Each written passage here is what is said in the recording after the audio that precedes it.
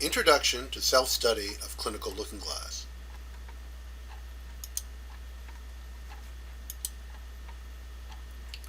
For deeper understanding of cohorts and cohort building, read Riddles in Accountable Healthcare by Eran Bellin, available on Amazon in both paperback and Kindle. Pathway to Clinical Looking Glass Use.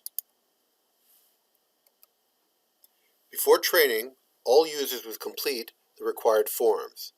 Instructions are available through our box account. Medical students will complete the City course in research. The following material should be reviewed. The book, Riddles in Accountable Healthcare, a primer to develop analytic intuition for medical homes and population health, is useful to help you understand how to think about problems of cohort design and study design. It's available on Amazon as a paperback or a Kindle. Suggested reading, chapters 1, 3, 4, 5, 8, 11, 19, 21. The chapters are short and a quick read. The book is $22 per copy, and you usually get the internet Kindle version free with it. So you can share a copy in the internet version with a friend. JC07.1, Appropriate Use of Clinical Looking Glass. This is Montefiore's policy and procedure on the use of clinical looking glass. Please read the entire policy and also note instructions for registering QI projects on page 2. QI projects must be registered in advance through IRIS, and that's mentioned in page 2. JC07.1a, Practical Guidance in the Use of Clinical Looking Glass, also Montefiore Policy and Procedure. Read Chapter 1 of the Self-Study Syllabus, the Cohort Paradigm, pages 1 through 15. There is an encryption expectation. All users must acquire an encryption program. A reasonable choice is Secure IT, available from CypherX. It costs $29.95, but you can get a 50% discount if you're a student or part of a not-for-profit. The encryption is HIPAA compliant. The software intercalates in the Windows Explorer program, allowing the user to encrypt and to shred files. Files should never be deleted. They should be shredded using Secure IT. Deleted files can be recovered, but shredded files are more resistant to recovery. Encryption is expected to be used on all limited and identified datasets exported from CLG. No limited dataset nor identified dataset is to be stored in any electronic media, example a flash drive, laptop, cloud storage, etc., without encryption. Mac users are not supported by CLG at present. Encryption of Mac hard drive is recommended through native Mac encryption technology. All trainees will take and pass the CLG Appropriate Use exam based upon a thorough understanding of JC07.1a. The test will be assigned to you in Montefiore Talent Management prior to your obtaining access to CLG. Passing is 100%, and you are allowed to take it as many times as you would like. We have a number of self-training guides which are in fact the core to the training exercises in preparation. First guide is a cohort paradigm.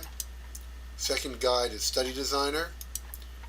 Third guide is the in-class problem discovery of drug side effects using study designer. And the fourth guide is special topics. These guides are used in our in-class training and serve as the material that is used to test you in the basic competency exam. There are manuals available in CL. Those manuals can be found under Help, Manuals, and there you have the user manual, the ad hoc reports, the event definitions, where all the different events are defined, and an addendum.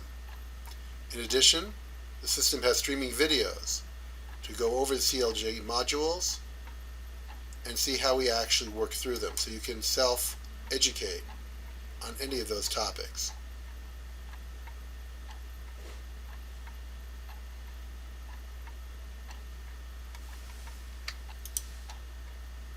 Videos we just went over. Everyone must take a basic competency exam. Within 2 months of account activation, all users must pass the basic competency exam. The passing grade is 100%. You are allowed to take it as many times as you like. You can exit the test and return to where you left off. And you are allowed to ask your colleagues to critique your wrong solutions. Just don't ask them to give you the answer. CLG is a collaborative environment, and we want to encourage constructive collaboration. In preparation for this class, we expect you also to view my YouTube channel, Ron Bellin's YouTube channel, and there are 2 YouTube videos which you'll find useful. The cohort paradigm, which I'll click into now. The cohort paradigm. And anatomy of a simple cohort. Anatomy of a simple cohort. After you've seen these 2, you'll have a better understanding of the first 15 pages of the manual on the cohort paradigm.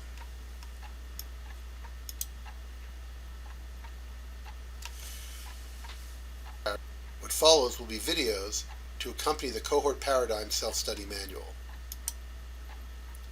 You will learn how to build a diabetic cohort. You will then build a diabetic cohort was ultimately brought to bad control or ultimately to good control using the within temporal operator. You will develop index event line intuition using the browse function,